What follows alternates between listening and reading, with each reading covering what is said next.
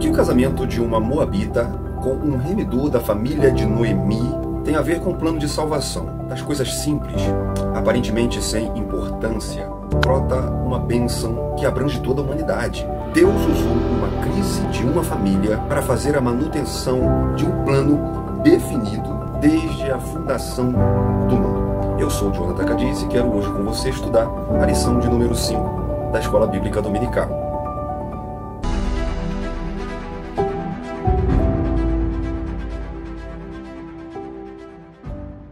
Pois é, chegamos na quinta lição da Escola Bíblica Dominical, dessa revista maravilhosa que tem por título O Deus que governa o mundo e cuida da família, os ensinamentos divinos nos livros de Ruth e Esther para a nossa geração. Estamos no terceiro trimestre de 2024, essa é a revista da classe dos adultos da CPAD. A lição de número 5 vai ser ministrada na maioria das igrejas no dia 4 de agosto de 2024. Chegamos então em um novo mês de estudo, e essa lição tem por título O casamento de Ruth e Boaz, a remissão da família. Finalmente vamos estudar sobre a conclusão dos projetos divinos na vida de Ruth, Noemi e assim para toda a humanidade. Vai lá na descrição porque tem link com dinâmica, subsídio que vão te ajudar muito na sua lição da Escola Bíblica Dominical. Lembrando que depois desse vídeo a gente coloca também o questionário da lição e também tem o vídeo da conversa sobre EBD, onde a gente conversa sobre assuntos relacionados a cada lição, tá bom? Lá na descrição também tem link dessa revista e também do livro de apoio do terceiro trimestre, porque claro, sempre junto nós vamos sendo edificados pela palavra de Deus.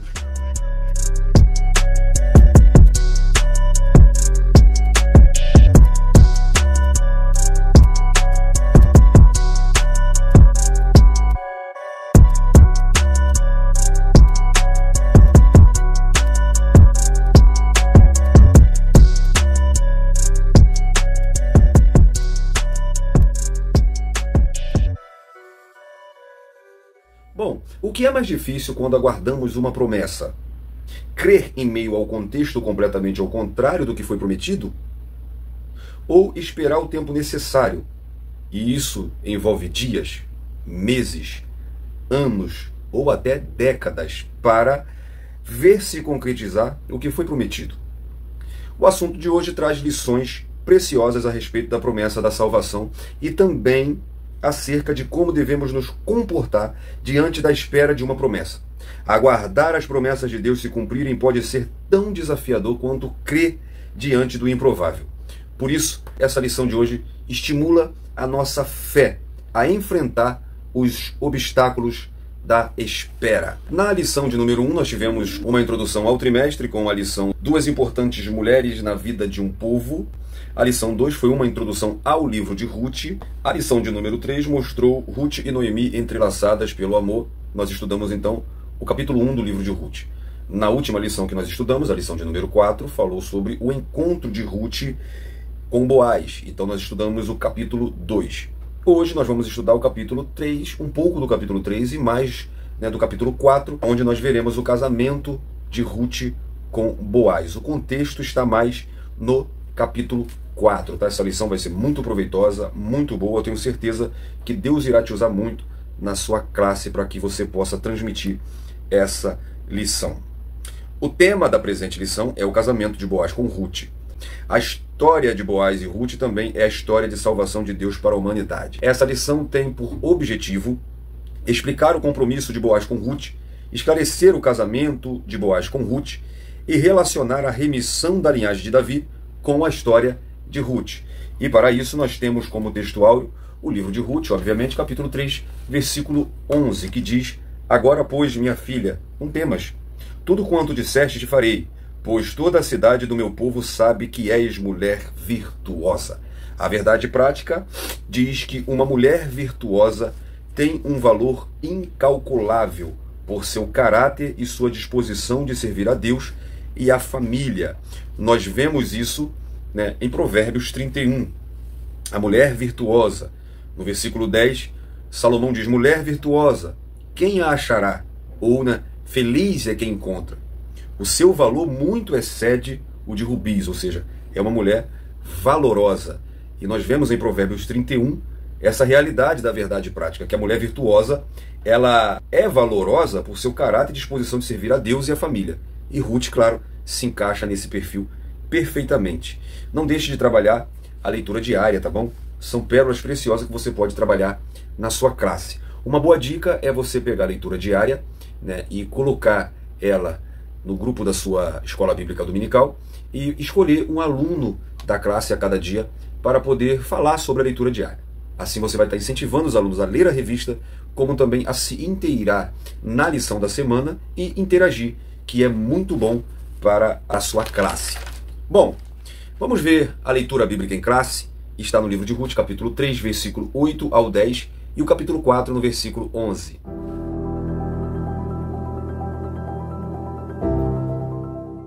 Ruth, capítulo 3. E sucedeu que, pela meia-noite, o homem estremeceu e se voltou, e eis que uma mulher jazia a seus pés. E disse ele: Quem és tu? E ela disse: Sou Ruth, tua serva. Estende, pois, tua capa sobre tua serva, porque tu és o remidor. E disse ele: Bendita sejas tu do Senhor, minha filha. Melhor fizeste esta tua última benevolência do que a primeira, pois após nenhum dos jovens foste, quer pobre, quer rico. Ruth, capítulo 4.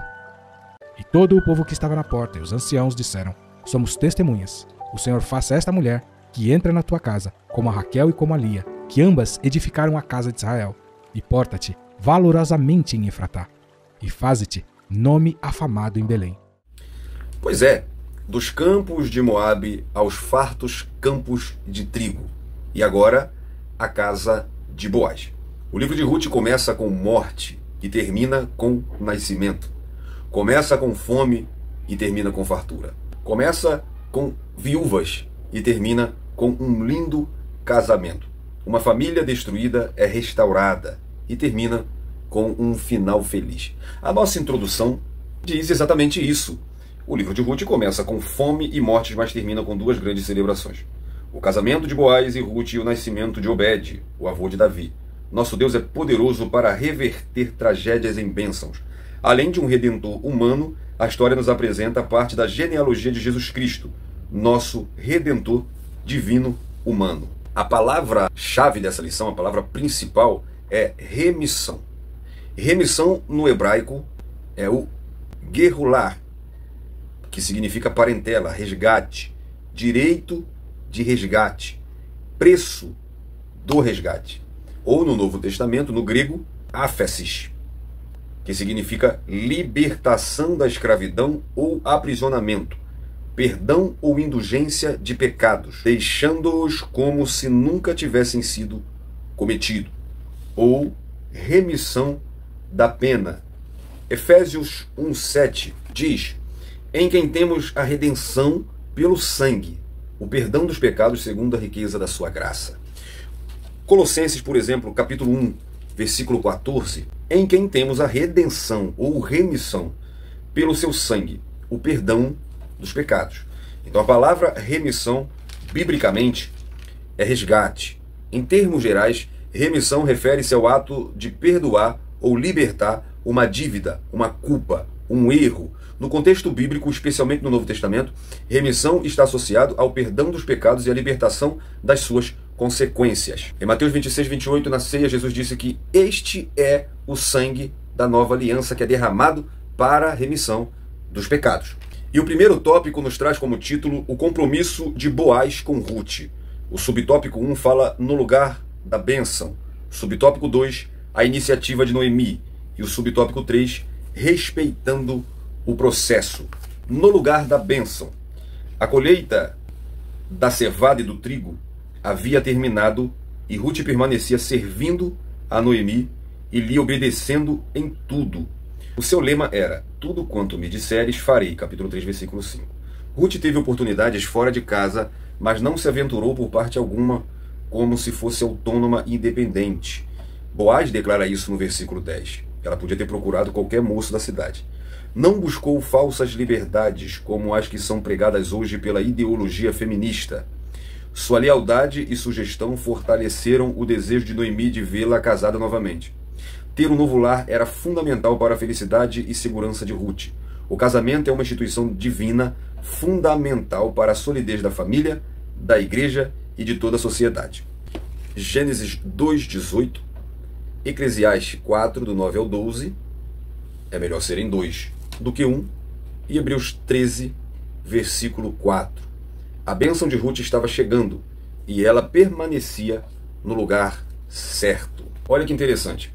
O comentarista diz que Ruth permanecia servindo a Noemi e lhe obedecendo. Esse é um segredo fundamental. O serviço e a obediência, eles estão muito ligados. Deuteronômio 11:13, o mandamento de Deus era que diligentemente obedecesse os mandamentos e servir ao Senhor de todo o coração. Se Israel servisse e obedecesse. Então o serviço está sempre ligado com a obediência. É por isso que quando Paulo fala com os servos, por exemplo, em Colossenses 3:22, Paulo diz: vós servos, obedecei em tudo ao vosso Senhor segundo a carne, não servindo de aparência. Então perceba que a palavra serviço e obediência, elas estão muito ligadas. E Ruth, ela servia e ela obedecia. Ela permanecia servindo e obedecendo. Esse era um segredo muito forte da parte de Ruth para que ela alcançasse o que ela alcançou, as bênçãos de Deus. E esse é o lugar da bênção. É a obediência, é o serviço. O lugar da bênção aqui não é um lugar físico, um lugar geográfico, e sim está em submissão, em obediência. Até porque, se fosse um lugar físico, Noemi, estava no lugar da bênção, em Belém, a casa do pão. Mas houve fome. Então não é a igreja, não é o monte, não é perto do profeta e etc. O lugar da bênção é estar servindo em obediência. Não é o local. Perceba que quando Deus faz as promessas a Abraão, ele diz: ó, se tu me obedecer, se você andar em obediência, você não vai ser abençoado, porque não é o local que vai te abençoar, mas tu será uma bênção. É mais do que ser abençoado. Não é o local que vai abençoar você, mas é você que vai abençoar o ambiente aonde você está. Então o local aqui, o lugar da bênção, não é esse pensamento que a gente está vendo hoje, do lugar da bênção na campanha, o lugar da bênção. O lugar da bênção é o lugar onde estamos em obediência, onde estamos em reverência, em serviço. E aí Ruth, ela com essa obediência e com o serviço prestado, e com, claro, outras qualidades que nós vamos ver ao decorrer da lição, ela vai alcançar aquilo que era de fato fundamental para que ela voltasse à felicidade não só dela, mas também da sogra, que era o casamento. O casamento, como foi dito aqui, é uma instituição divina, é fundamental para a solidez da família. Você vê que Ruth, ela vai conseguir essa redenção, essa remissão através do casamento. O casamento, a família, é a base de toda a sociedade. A família é a base da igreja, porque a igreja é um conjunto de famílias. Então a família é fundamental. A gente vai falar um pouco mais para frente sobre casamento, porque hoje querem deturbar o conceito de família. Mas a família é uma instituição divina que é fundamental para o relacionamento do ser humano como sociedade. O subtópico 2 fala a iniciativa de Noemi. Os cereais colhidos eram levados para a eira, um terreno plano preparado para a debulha das espigas. Noemi soube que naquela noite Boaz faria aquele trabalho. Era uma grande oportunidade para Ruth se aproximar dele e demonstrar seu interesse em ser remida, sem que fosse notada. Ruth deveria esperar que Boaz se deitasse, lhe cobrir os pés e deitar-se discretamente. Boaz saberia o que fazer quando notasse a sua presença. Noemi instruiu ela que ele, quando a visse, saberia o que fazer, no capítulo 3, versículo 4 ao 7. O que demonstra tratar-se de um costume conhecido na época. Estender a capa era sinal de compromisso, de casamento. Ruth, capítulo 3, versículo 9.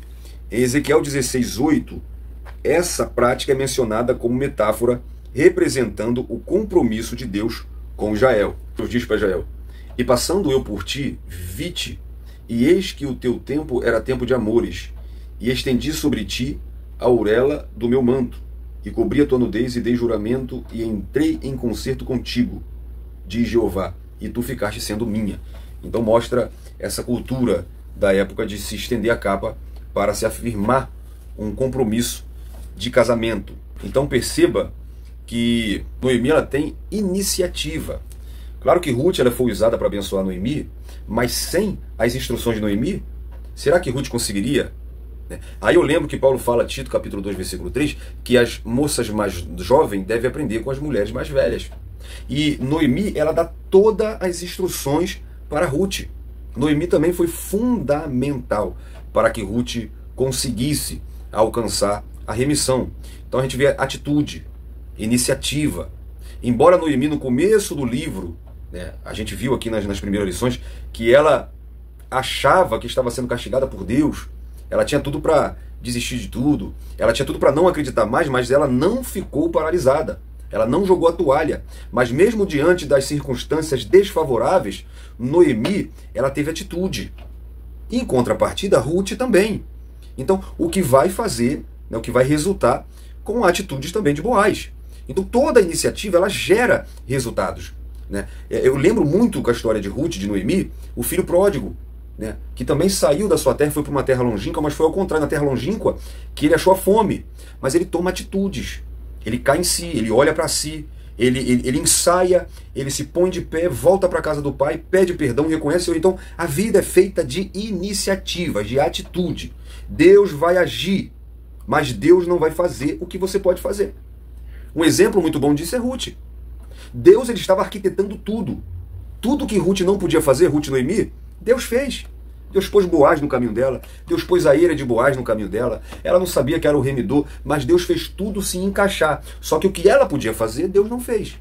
E assim, Deus age. Ou até diria que Deus, ele mais reage do que age. Por exemplo, Jeremias 33, clama a mim, e então eu responder-te-ei. Reação. Achegai-vos a Deus, ação, e ele se chegará a vós. Reação. Então Deus, ele mais reage do que age. E Noemi, ela entende que o local é bom, que o momento da colheita já havia acabado e agora era o momento da debulha, momento em que os grãos seriam vendidos. Ela que identificou Boaz como remidor. Ela incentivou Ruth a ir atrás de Boaz e ela deu todas as instruções para Ruth ir. Capítulo 3, versículo 3 e 4. Vai, se veste bem, se perfuma. Ela deu todas as instruções. E Ruth, por sua vez, seguiu todas as instruções. Então Ruth também vai tomar atitude, vai ter iniciativas. Já começa por ela ter deixado sua terra, seus deuses, e decidiu ir para Belém com Noemi. Mas quando chega em Belém, ela toma atitudes. Ela segue todas as instruções da sogra. Capítulo 3, versículo 5, ela disse: tudo quanto me disseres farei. No versículo 6, ela foi para a eira e fez tudo o que lhe foi ordenado. Então Ruth também tem atitude. Então perceba que Deus já tinha feito a parte dele. Porém, Noemi e Ruth tiveram atitudes, tiveram iniciativa. Meu irmão, minha irmã, isso aqui é para reflexão. As coisas não caem do céu. Até o maná do deserto que caiu do céu tinha o trabalho de ter que colher diariamente. E no sexto dia ainda tinha que colher em dobro. Então, querido, espere algo de Deus, peça algo para Deus, queira algo de Deus, tenha fé que Deus vai fazer, mas pelo amor de Deus, Ele age e trabalha em nosso favor, mas é necessário que tenhamos iniciativa. O bonitão que quer ficar dormindo até meio-dia porque Deus vai dar o trabalho para ele. Deus vai enviar, Deus vai abrir a porta, Deus, é claro, mas você precisa ter iniciativa. O apóstolo Paulo fala para o bonitão lá de Tessalonicenses que não queria trabalhar. Se alguém não quiser trabalhar, também não coma. Então, é necessário que tenhamos iniciativa, que tenhamos atitude, que possamos agir, para que Deus, então, possa agir em nosso favor. O subtópico 3 fala sobre respeitando o processo. Para encontrar-se com Boaz, Ruth deveria banhar-se, se perfumar e vestir a sua melhor roupa. Instruções da sua sogra, da experiente Noemi. Assim como nós vimos na lição 3, não exclui a ternura, a santidade não despreza a beleza, tá bom, santo? Para ser santo não precisa andar de qualquer maneira, largado, largada. Pode se arrumar, gente, pode se vestir. Desde que com simplicidade, em pureza e moderação. Né? Em Gênesis 24:16, é a beleza de Rebeca, a formosura, né, de Rebeca, que chama a atenção do servo de Abraão, quando ele vai buscar uma esposa para Isaac. Ela se vestia como uma donzela, não andava largada de qualquer maneira para mostrar que era santa. Em 1 Timóteo capítulo 2, versículo 9 e 10, Paulo fala que do mesmo modo as mulheres se ataviem, se vestam em traje honesto, com pudor e modesta, não com tranças ou com ouro ou pérolas ou vestidos preciosos, mas como convém à mulher que fazem profissão de servir a Deus com boas obras. Por volta da meia-noite, Boaz acorda assustado com uma mulher deitada aos seus pés e pergunta: quem és tu? No versículo 9. Orientada por Noemi, Ruth se identifica. Lembra-lhe a condição de remidor e pede que estenda sobre ela a sua capa. Como Noemi dissera, novamente, instrução de Noemi. Boaz realmente entendeu. Ele era de fato um parente remidor, mas havia outro mais chegado que tinha prioridade na remissão. Era preciso aguardar respeitando o processo. Se te não quiser redimir, vive o Senhor, que eu te redimirei. O caráter santo de Boaz e Ruth novamente se manifestam sem qualquer contato íntimo. Eita, crente, isso é bom demais. Ela passou o restante da noite deitada aos pés dele e saiu bem cedo para não ser percebida. Capítulo 3, ainda do 9 ao 14. Mesmo estando perto, uma bênção pode ser perdida se não soubermos, que aplicação, se não soubermos esperar o tempo certo e respeitar o devido processo. Que aplicação. Salmo 27, verso 14. Espera no Senhor, anima-te e Ele te fortalecerá o teu coração. Espera, pois, no Senhor. E Provérbios 20, 21. Entrando-se apressadamente de posse de uma herança, no princípio, o seu fim não será bendito. Que aplicação? Esperar o tempo, porque uma bênção, mesmo estando perto, pode ser perdida se não soubermos esperar o tempo e respeitar o devido processo. E perceba que, assim como na lição 4, mostrou que Boaz não assediou Ruth, mas respeitou ela, Ruth também não se valeu de meios errados, de querer seduzir Boaz, mas ela foi respeitosamente e deitou aos pés dele e levantou cedo para não ser percebida. Então, uma das iniciativas é esperar o processo. Ela fica aos pés de Boaz, como recomendado pela sua sogra. E agora? Agora é hora de esperar o processo. Quando Boaz acorda e ela mostra o interesse de ser redimida, Boaz sabe que tem um processo. Tem alguém à frente. É necessário fazer as coisas certas. Respeitar as leis, as regras de Deus e as regras dos homens. Não precisa tentar apressar os planos de Deus como fez Sara. Jacó, por exemplo, que não respeitou e usurpou o direito de primogenitura de Esaú, mesmo Esaú já tendo até trocado a primogenitura por um prato de lentilha. A gente precisa saber esperar o processo.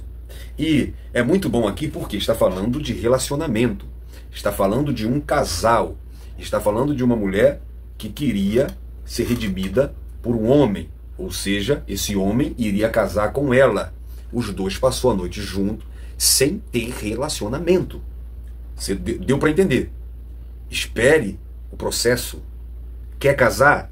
Espera, respeita o processo. Cuidado, porque uma bênção, algo que é ser muito bom para a sua vida, você pode jogar pela janela, se você não respeitar o processo. Olha que casal para a gente se espelhar. Boaz sabe que tem que respeitar o processo. E Ruth, por sua vez, sabe que é necessário respeitar o processo. Então eles passam a noite toda junto.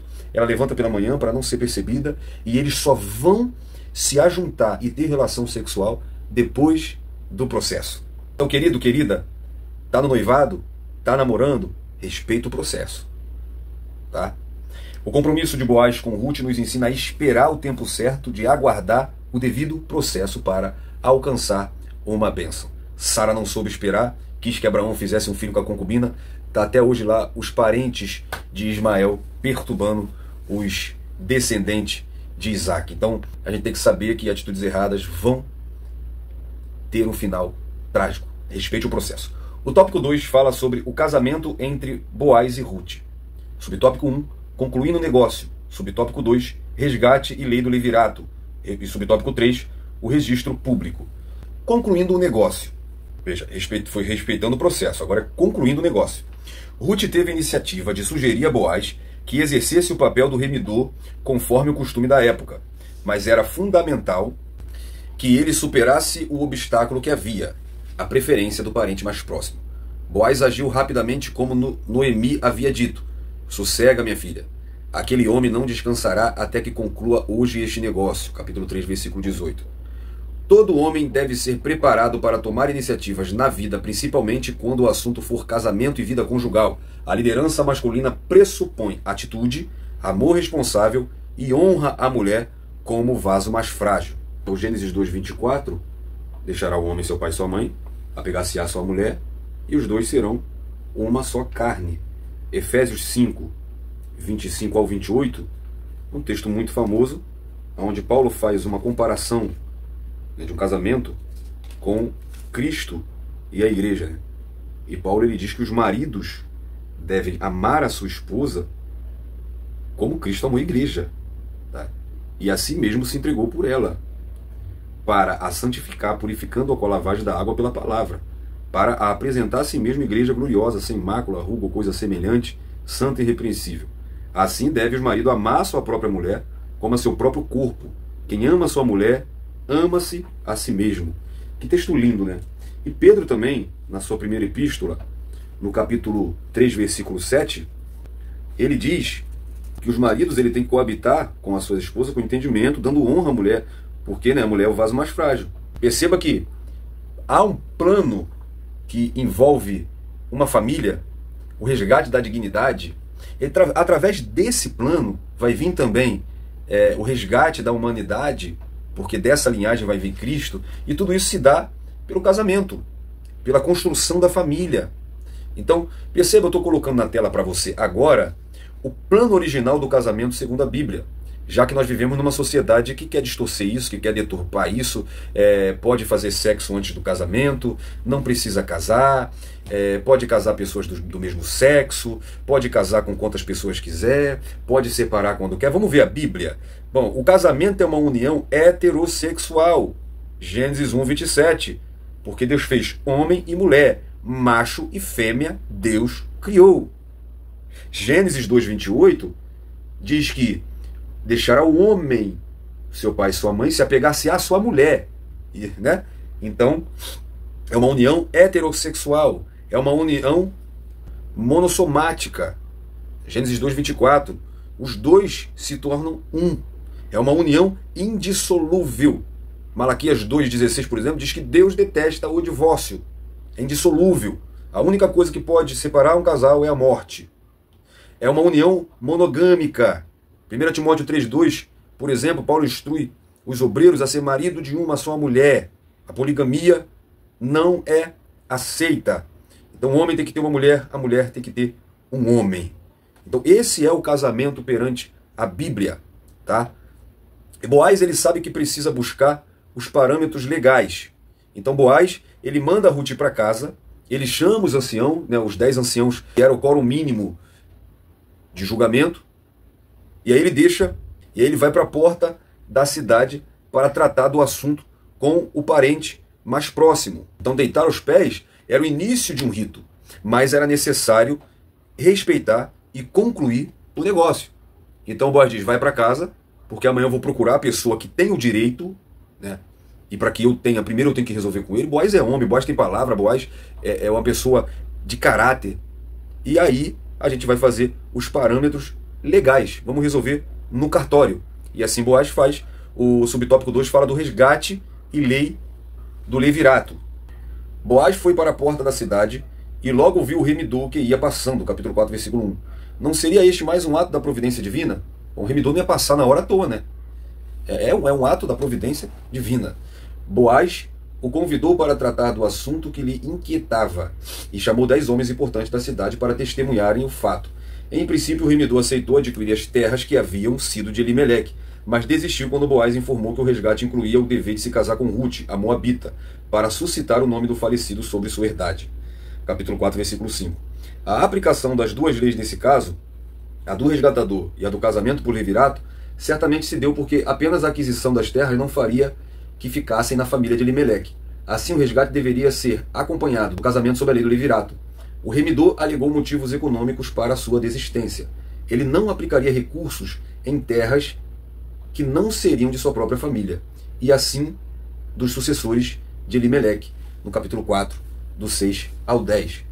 Olha a estratégia de Boaz. Capítulo 4, versículo 5, Boaz vai encontrar com o parente mais próximo, ele diz assim: disse, porém, Boaz, no dia em que te tomares a terra da mão de Noemi, também a tomarás da mão de Rute, a Moabita, mulher do falecido, para suscitar o nome do falecido e sua herdade. Ou seja, quando fala das terras, o parente mais próximo aceita. Mas aí Boaz fala, mas aí você também vai ter que casar com Rute. Só que Boaz ele fala Rute, a Moabita.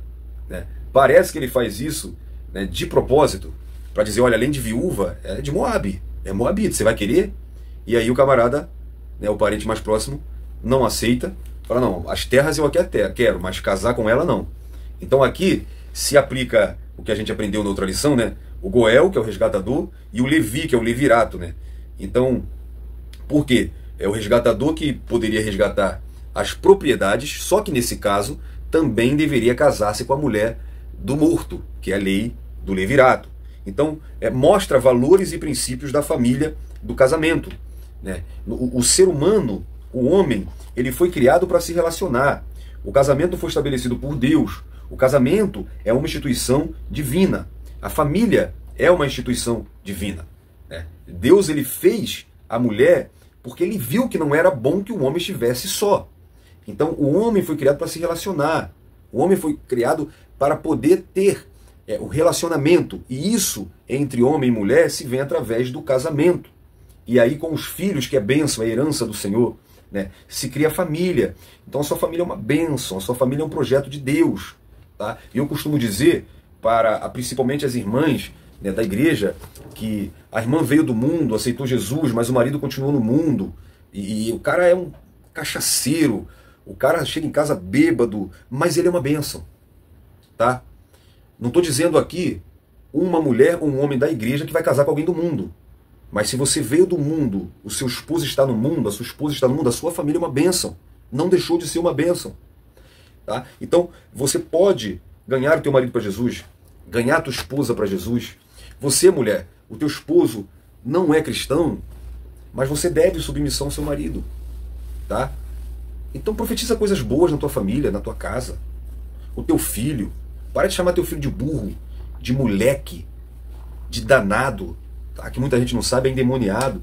Profetiza coisas boas sobre a sua família é uma bênção. A família é o projeto de Deus para manter a sociedade. A igreja é um conjunto de famílias. Até Jesus Cristo, ele veio através de uma família. A gente está estudando sobre Ruth, ele vai vir dessa genealogia. Até a Trindade é um modelo familiar, porque a gente vê pai, a gente vê filho.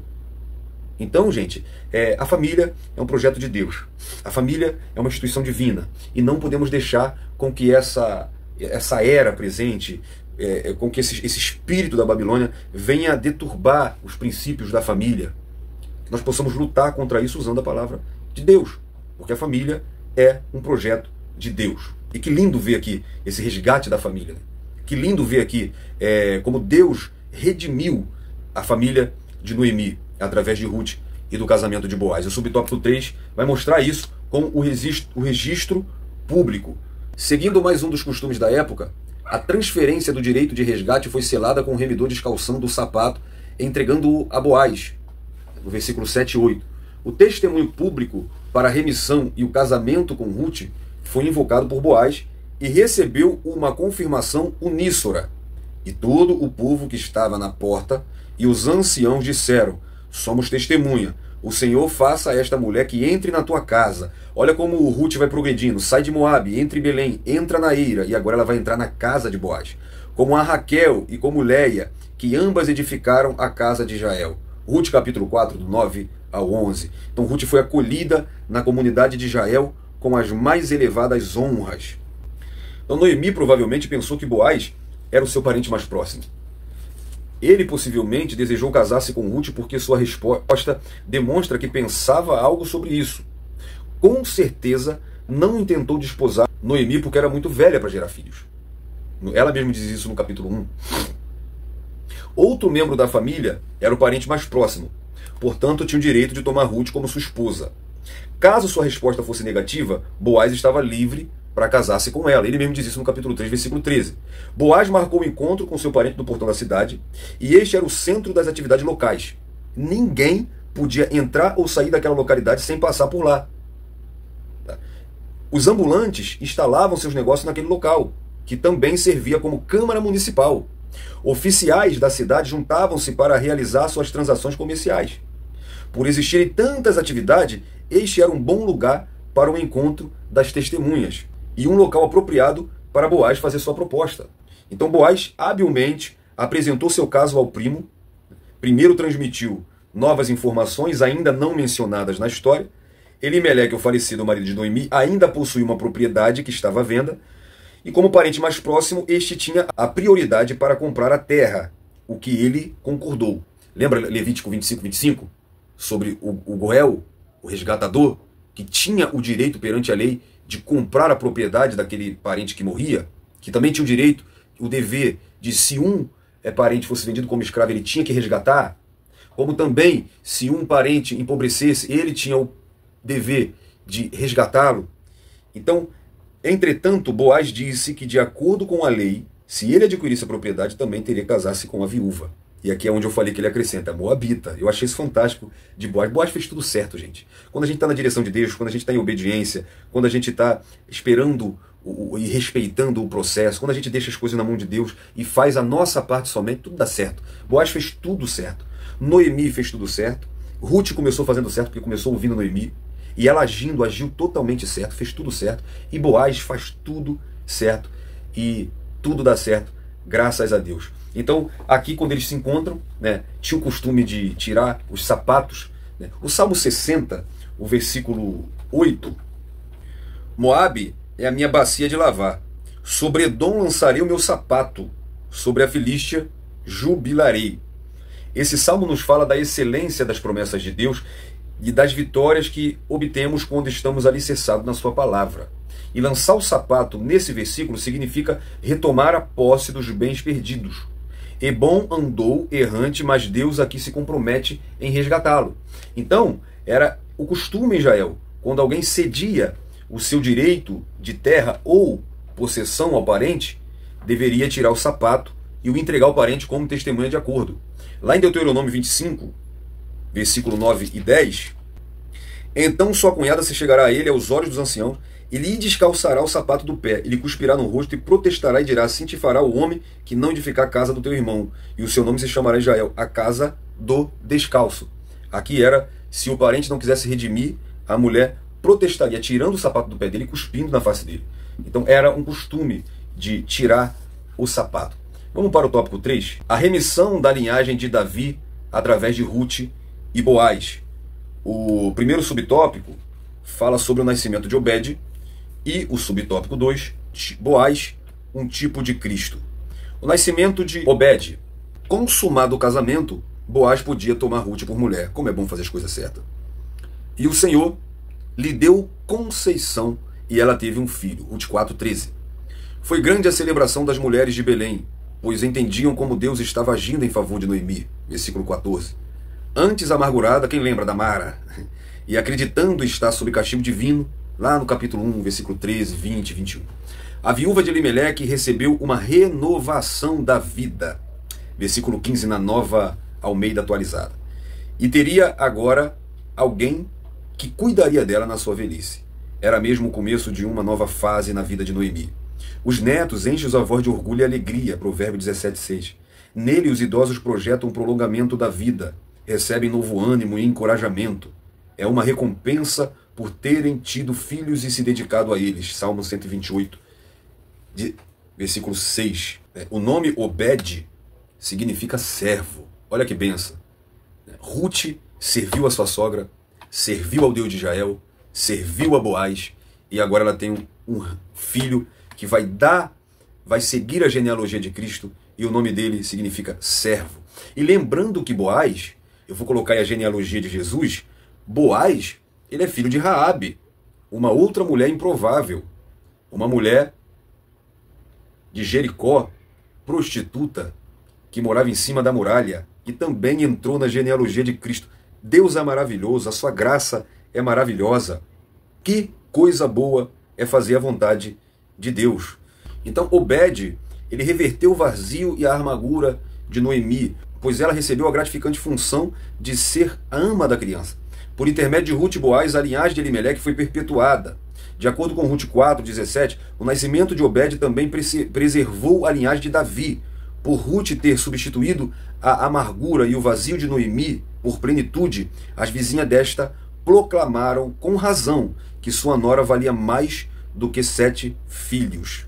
E uma vez que Boaz não era apenas o parente remidor, mas também aquele que carregava a linhagem de Davi, seu casamento com Ruth inseriu-se de modo permanente na genealogia tanto de Davi como a de Messias. Como mulher gentia, pagã, pobre, moabita e viúva, Ruth não estava qualificada para tal posição, mas a graça de Deus conduziu-a para a família de Israel, assim como a própria mãe de Boaz, né? a Raabe.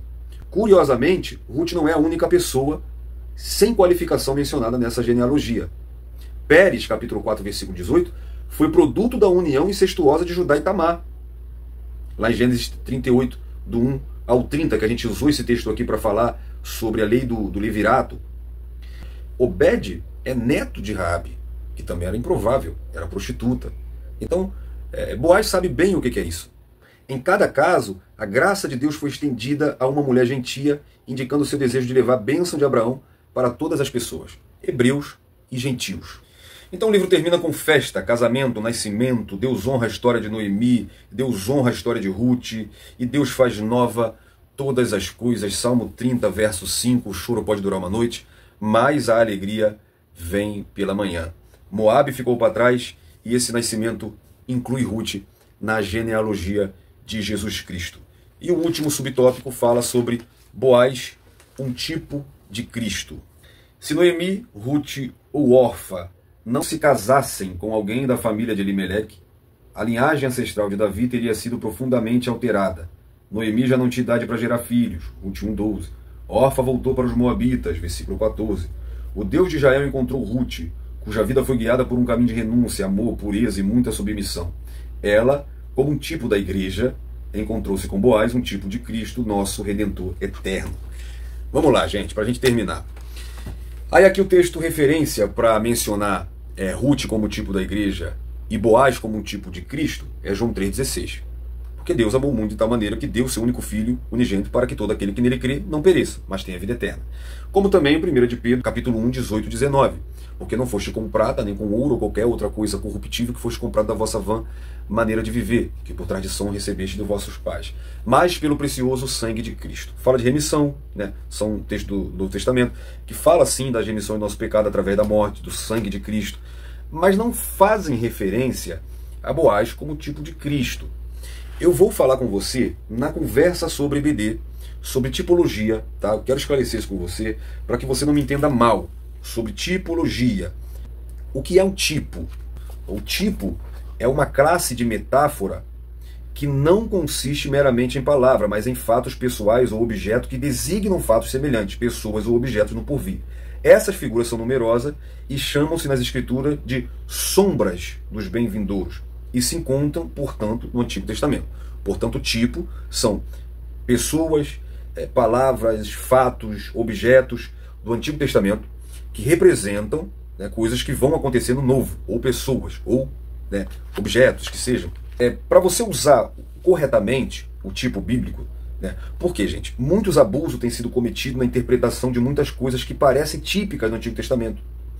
Então a gente tem que evitar esses abusos, evitar a alegoria inserida no nosso meio. Então, assim, para que a gente use um tipo, entre as regras para não se cometer tais abusos, uma delas, e a principal, é que o tipo ele só pode ser aceito se, como tal, ele é aceito no Novo Testamento. Existe algum texto no Novo Testamento que afirme que Boaz é um tipo de Cristo? Não.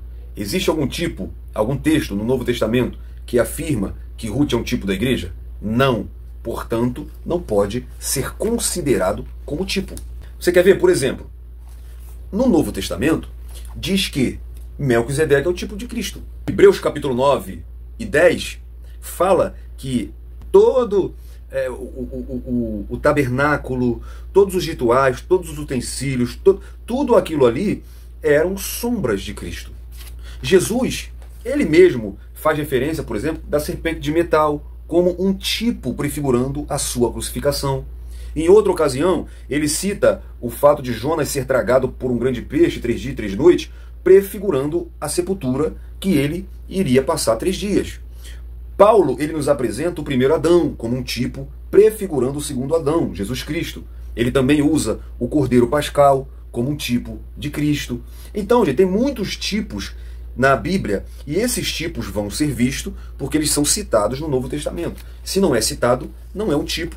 Então, na nossa conversa sobre EBD, a gente vai falar sobre isso. É claro que Cristo é o nosso resgatador, Cristo nos comprou, né? Cristo que nos redimiu, inclusive, ele pagou esse direito, assim como Boaz fez com Ruth, né? Nós éramos estrangeiros, assim como Ruth, e fomos feitos herdeiros de Deus e co-herdeiros de Cristo, e etc.